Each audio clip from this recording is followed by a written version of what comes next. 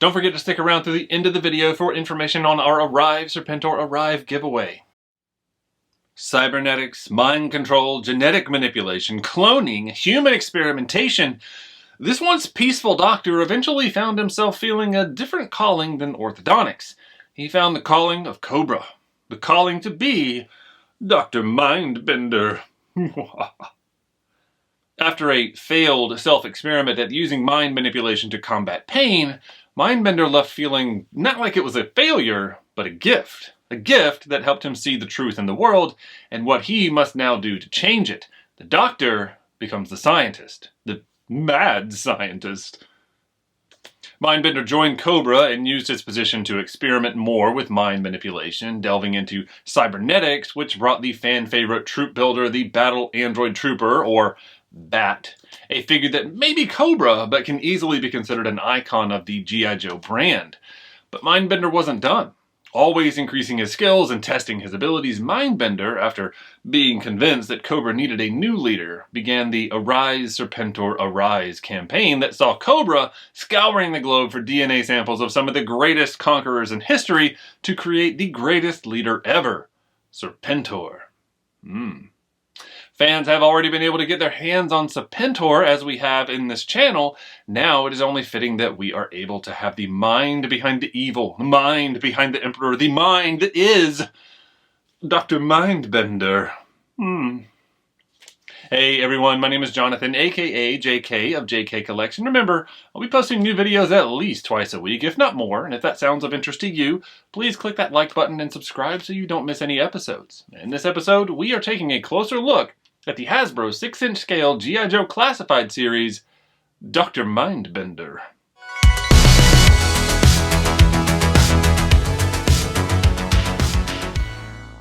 Hello everyone and welcome back, and here it is, the shipped in outer or own container or outer cardboard, whatever the SIOC is for, but that is the SIOC for Dr. Mindbender. So I have not even cut the tape on the outer box of this.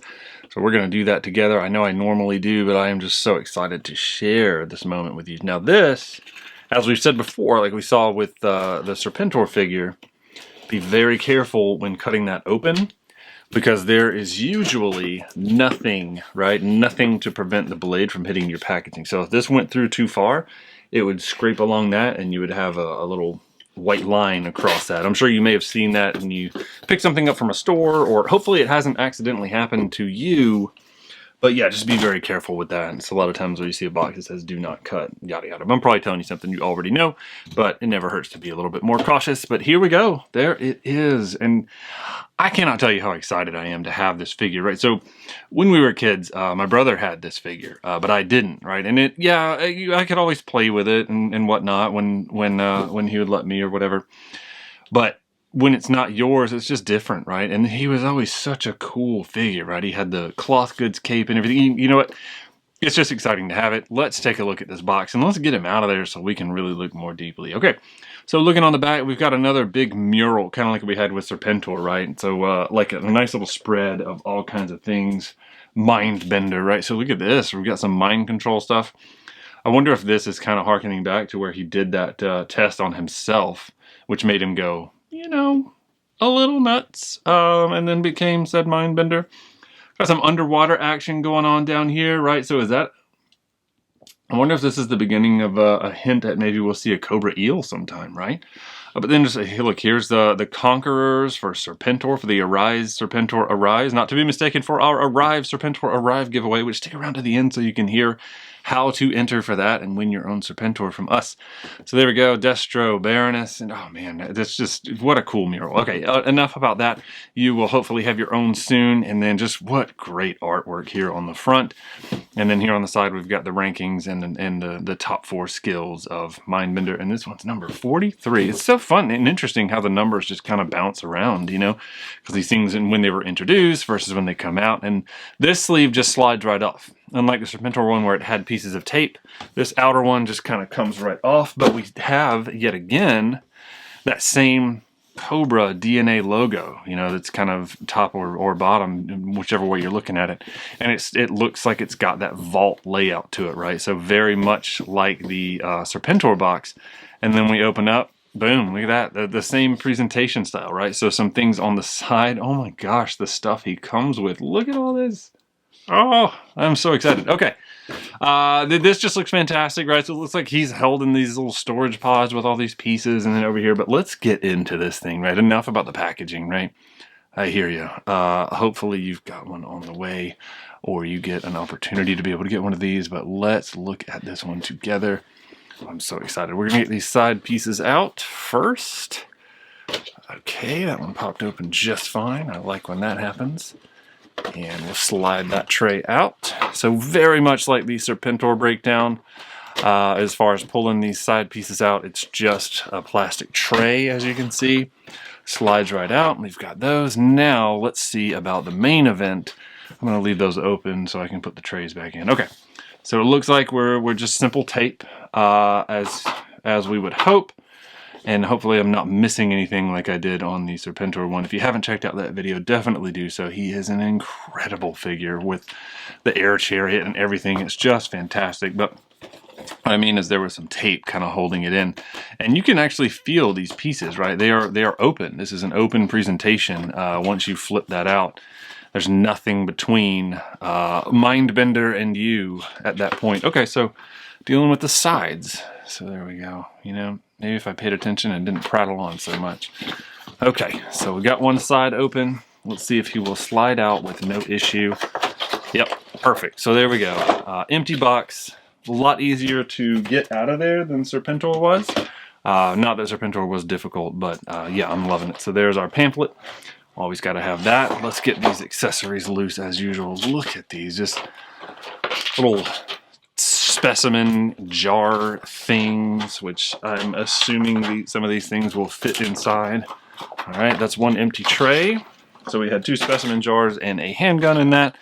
This one has this sci-fi laser rifle thing going, and then we've got another little, it looks like an injector thing coming out of that one. So 2 pieces in that tray. And then in this one we have a skull that has bandages over it. We've got this little thing over here, like a canister. We've got this, which this definitely looks very familiar, like an updated version. This little laser rifle thing, but it does have a cable behind it. We've got a hand and a brain with some tiny little, it looks like, I'm not sure what those are. We'll see if we can figure that out. Oh, they do want to bounce around and escape, so be careful with those when they come out. But accessory-wise, that is it. And let's get him out of here. I don't think we've got anything holding him back other than plastic. And he is definitely in that plastic, so be prepared for that. Come on, buddy. There we go. Can't force Mindbender to do anything he doesn't want to do, right? So, all right, now he's out. Empty tray, cloth goods cape kind of tucked through that slit. We're going to set him to the side as usual, and let's take a closer look at these items that we have here. Okay, so first and foremost, these little specimen containers, they are very similar as far as the makeup. So we're going to switch to manual, and we will take a closer look at one of them because they're both basically the same thing, just one is a taller version of the other, a slightly different design in it. But when I say makeup, this is the same kind of cast grayish metallic plastic. Let's get this focused. There we go. It's this same cast plastic, so it's not painted. You see how it's got that wave going to it? So it's that kind of plastic where it's got that wave and that metallic look to it. It looks really good. It's a nice darker gray. It's not too bright of a silver. This clear plastic bubble, not a whole lot of flex to it, so, you know, just be mindful of that, which is good, right? But it pops off so that a specimen can go in, and no paint apps on these, so nothing really to critique there. We just got some molded pieces into it. Could it have benefited from it, like right here? Absolutely. There's always a spot where it could. I mean, those could have been black or what have you, but just things to pop out those little details. But it still looks pretty cool, even without any kind of paint apps on there, I gotta say. And just the whole idea is fantastic. And that, I'm gonna go to this hand, because I'm going to assume this little zombie looking hand, which doesn't even look like it belongs in a G.I. Joe line, probably goes in this jar. So we're gonna take a closer look at this and just look at the texture sculpted into this hand, right? So we've got a scar on the top of the hand. The fingers just look absolutely contorted.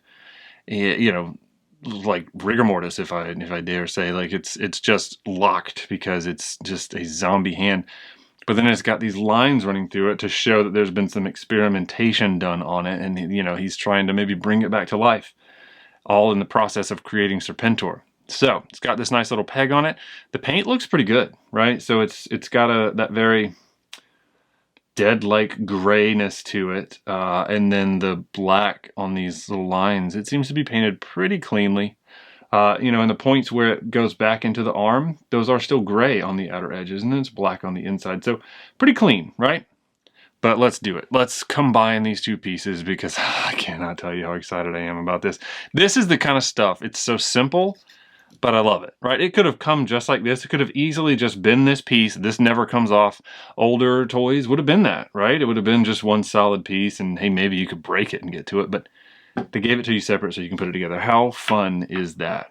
Okay, and next let's take a look at, so this I'm very interested in because it popped open as I took it out. So we've got the skull as we saw, right? And clearly there's been some experimentation going on with it. Am I doing this right? So yeah, I guess I was. Okay. Anyway, so clearly some experimentation. We've got the wrap around the eyes, so they didn't have to necessarily worry about the sculpting of that. But the sculpting that you can see is very well done, like in the nose. And this is all cast in this bone-ish colored plastic.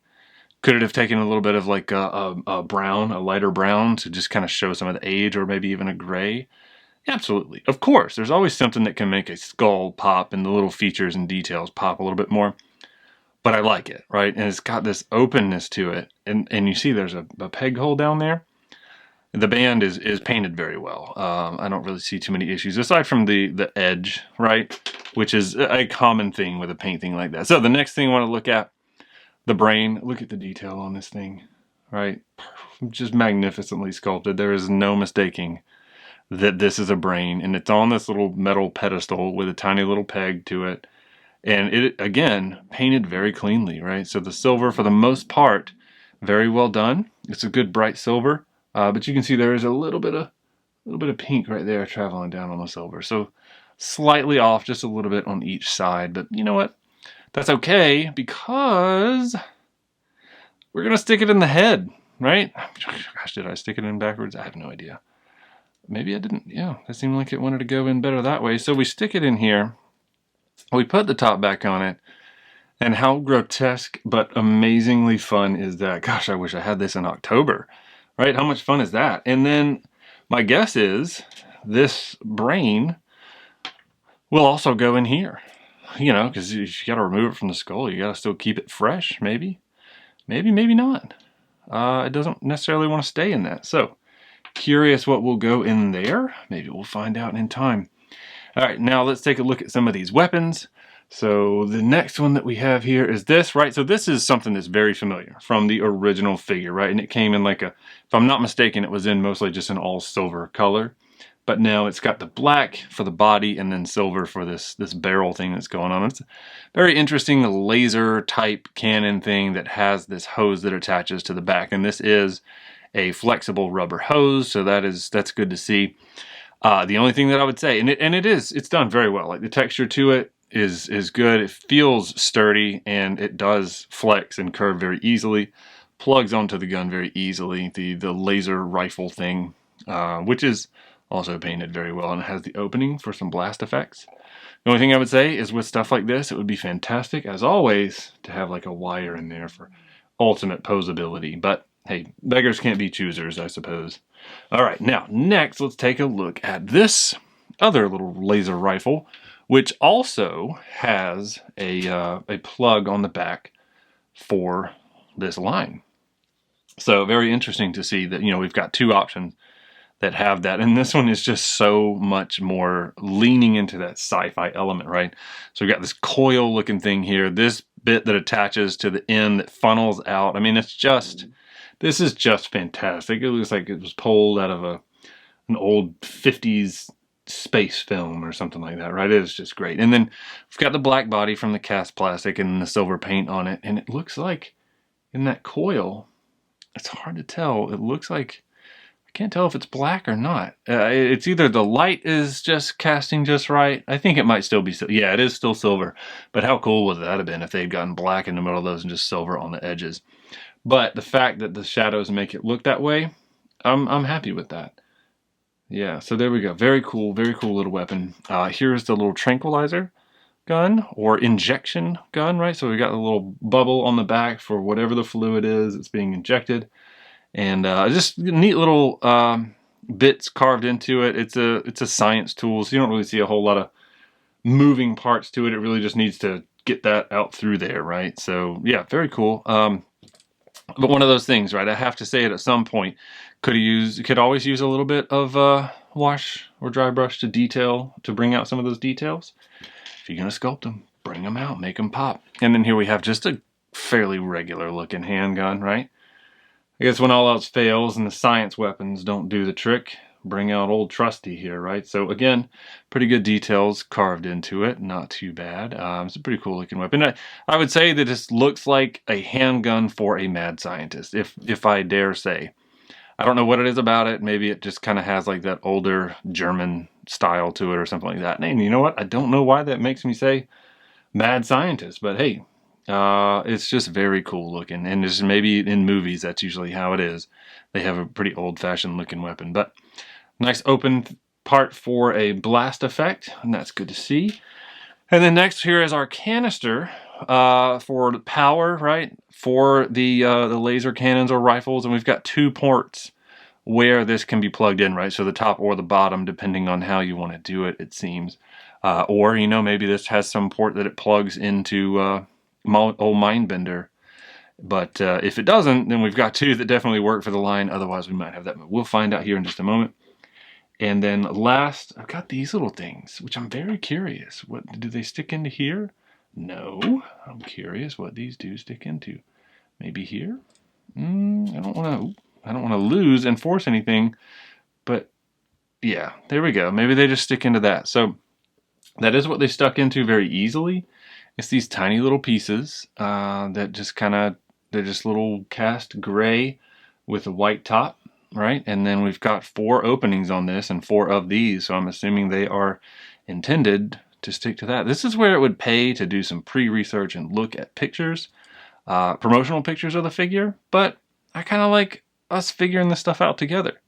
And what I do like is when I'm just way off base, when somebody throws in the comments and tells me what the true purpose was or what something is, because that is, to me, it's just fantastic. I cannot stress it enough how much I love learning from others.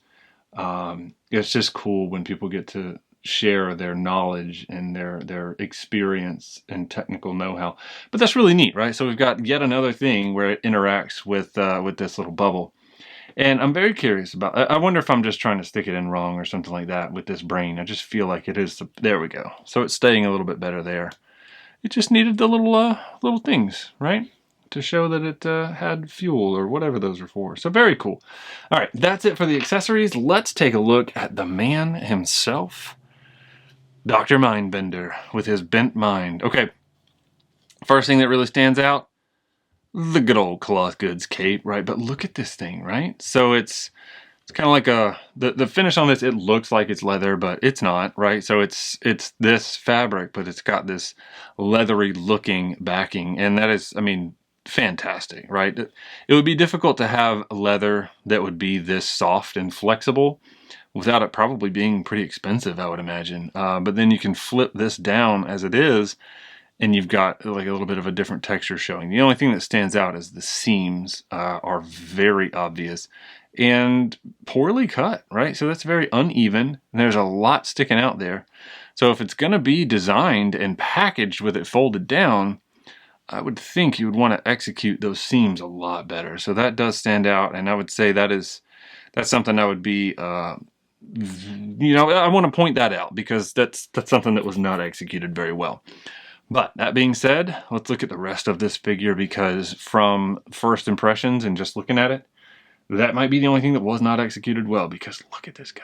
Oh my goodness. Look at that. Look at the head, right? How much more Mindbender can you get?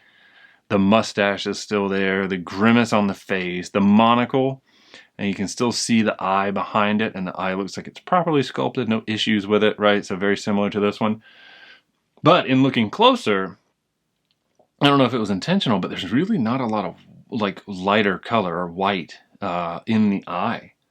You can see it. There may be some, but it's not enough as we would normally see that kind of helps make it pop a little bit. But that could be intentional, right? Because the white of the eye might make it feel a little bit more innocent, or who knows. But it is a little bit more of a flesh tone all the way through. There's a little less, and there's just kind of a little bead in there for the pupil, and it is very dark. So it's almost the same color as the mustache. So I think that's probably just there to help give that character to Mindbender. Okay, the rest of it cast in this Mindbender color flesh tone plastic, and cast very well done with a lot of cool just sculpted features to it, right? The little details, little lumps in the head, right? Because the scalp is not perfect. A skull is not perfectly shaped, and then you've got facial and head musculature. So very well done. I digress. Let's look at some flexibility side to side. It's okay. The neck is separate from the torso, so it does help and aid with that. But if the head is acting alone, it's, you know, a little bit. Up and down, we do have this separate peg. So up is fantastic. Down, without the neck aid, pretty good. You know what? We've got chin to chest, so we've got it confirmed right there. Old Mindbender, he can look as far down as he needs to. And then, of course, there's nothing in the way, so we've got full rotation there. And the neck did not even try and travel with him, so I'm happy to see that. I will say, it's a little loose in there. It kind of moves around very easily. Not where it, like, flops around, but it does move very easily. So just a thing to kind of highlight there. In the shoulder, is this transfer from the, yeah, look at that. Let's take the soft goods off so we can see that. Looks like we got a little bit of a transfer onto the flesh tone. I won't pull it too far because I don't want to have to try and pull it over those, but I don't think this is intentional. This definitely looks like it is a dye transfer from the cloth goods cape.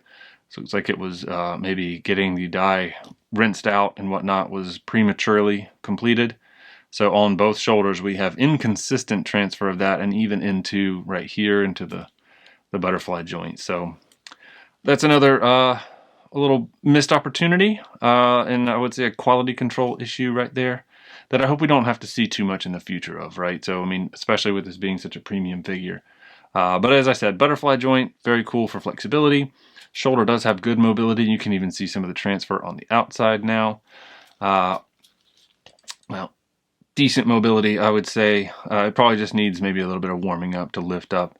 The bicep tricep has that full rotation capability because of the roundness of the deltoid here. We've got double elbow, and it does move a lot smoother and more easily than Serpentor's did, where I don't have to warm that up or risk breaking it or having something pop loose. The thing is, though, the flexibility, it is capable of a lot, but with this piece here, it does interfere by hitting the massive orthodontist guns that he has, right? I mean, have you ever met an orthodontist that was that huge? You probably would have perfect teeth, right? Because you'd be afraid to get in trouble. But there we go. So no forearm rotation, but we do have that wrist rotation as usual, and this one is a front and back, right? And front and back does work pretty well, right? Even with this here, which oftentimes can be a hindrance with some figures, it is not at all, from what I can tell. It's not getting in the way. This wrist moves forward to almost 90 and back to almost 90 as well. And the other side, same capability, same flexibility and all that jazz, same rotation with the wrist. And this one is an up and down because it's more of a weapon holding hand. Although this one is set for it, it still does the back and forth. But when we're dealing with the right hand, which usually weapons are a right hand hold, it has that up and down. Mid torso or underneath the old rib cage, we've got pretty good mobility there. Back is actually impressively good, and these metal suspenders, which seem painful, they do give way because they are that painted rubberized black plastic, but they are painted silver. So we got back, And it does have the detents to move, and I can feel the cloth goods cape kind of pulling a little bit there. So back, 1, 2, 3. We have at least 3 different hard stops, but it does have good mobility regardless if you want one of the stops or not. We do have waist rotation, but you can see the suspenders are going to get in the way. They're going to pull on it a little bit, and it's not something that you really want to pull on too much. This doesn't feel weak, but that's something that I would not want to test the integrity of too much, especially over time, right? Because if we try it and we test it, we don't want it to break. Who knows how difficult it's going to be to get a hold of another Mindbender in the future. Granted, I believe they do keep occasionally coming back, but who knows how long that's going to be. And then let's check out the legs. Boom, look at that flexibility. The Mindbenders, the orthodontist split. I think you have to do that to be able to graduate from school with that. Yeah, it doesn't matter what else you do. If you can't do that, you're done. This, the holster, fantastic work with that getting out of the way, right? So these thin pieces are very flexible and they do shift just perfectly. And the legs do the drop down piece, which is very helpful for that flexibility. I'm glad to see that that's a pretty common thing with the classified series. Thigh rotation, right? Double knee. So let's see if this old Doc, oh yeah, this Doc can definitely limber up for the Cobra 5K. He's ready to go. Nobody's going to get in the way of him, right? He's Mindbender. And then we have boot rotation or calf rotation with these boots. And this helps hide that knee joint a lot, right? Which is good. Not that there's anything wrong with these joints, but it's always neat when they can use the costume or the clothing to hide a joint that kind of takes the realism out, right? And these boots are so well done. The texture is sculpted into them. They feel like they are a leather material, but we all know that they're that cast plastic, that rubberized cast plastic is like an overlay. But yeah, foot forward, pretty good. Back, very good, especially in some boots like these. And then, of course, we've got ankle breaker capability. So we've got excellent flexibility in the foot. And it is the same on both sides. And I love the single buckle right there, just in time for Thanksgiving, right? One day late. Okay, so there we go. Let's take a look at these paint apps, right? And see if we can find any issues, but I certainly hope that we don't. Aside from the transfer onto the cast plastic of the arms, the skin. So the purple here, pretty good. Pretty clean lines on that. And here, looking pretty good, right? So we've got purple cast in that flexible purple rubbery plastic with silver painted over it. Let's check out on the big screen, see what we're looking at.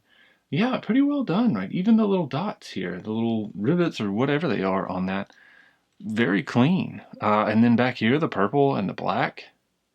I am impressed so far. I don't really see too many issues, and it's kind of hard to tell with it being the purple and the silver, because sometimes it looks like the purple shows through, but then if you change the angle, you can tell it's silver, right? So it's not the purple at all. It's just reflecting that purple back. And then, of course, these painted silver, so definitely be cautious with those because they are still that rubberized. And they are pretty thin, but they don't feel frail. And the buckle, both buckles painted silver and very well done painted silver. You see that? It does have a bit of realism to it, right? The leather-looking holster and then the strap with the buckle, and then here as well. And then the piece, we'll say. Very good job painted silver. I like the texture of the pants, and then these buckles here. So, I mean, nothing really stands out horribly, and there's my answer as far as the canister. Looks like it's going to plug right here. So that gives me that. Plugs in sideways, tucks in behind that. And then, of course, we've got holster over here, which, gosh, I cannot tell you how excited I am when we have functioning pieces like that and stuff that can be added and removed, and it just adds to that realism. So there we go. That's our guy. That is Mindbender, and I can honestly not tell you how excited I am to have that. I finally have a Mindbender of my own, and I just knocked him over. But you saw he stands very well on his own without a hand coming by and sweeping him down and wrecking him standing. But there we go, and we will be back with some 360s. And here's our 360 view of Dr. Mindbender. I cannot stress enough how thrilled I am to have this figure in my collection and how I am not at all disappointed. Just a couple things that we pointed out, right? So maybe seams on the jacket and things like that, but No real issues. Absolutely a fantastic figure. I hope you have one on the way if you don't already have one in your hands, and if not and you do want one, keep an eye out. Hopefully they'll come back up for sale, for order. Definitely well executed, excellent figure. Love the accessories. Yeah, I hope you've enjoyed it. Hey everyone, we are currently running our Arrive Serpentor Arrive giveaway, where we are giving away one Hasbro G.I. Joe Classified Serpentor with Air Chariot. All you have to do is comment on this video to be entered to win. Each video during the giveaway period will have a secret keyword shared within the video, so be sure to subscribe so you don't miss any episodes. Because the first person to comment that keyword gets pinned to the top of the comments and gets 2 entries for that video. A special thank you goes out to all of you for making it possible for us to be able to already start giving back. Well, that about does it. Thank you for checking us out and for joining us on this collecting journey, as always. Look for at least 2 new videos each week, if not more. If you got something from today's episode and haven't already done so, please subscribe and click that like button. It would really help out the channel, and it would mean a lot to me. If you'd like to see some more videos, there are a couple of quick links on your screen right now for you to check out. But no matter what, as always, thank you for taking the time, and remember, we are all in this world of collecting together. Let's look out for each other. Thanks.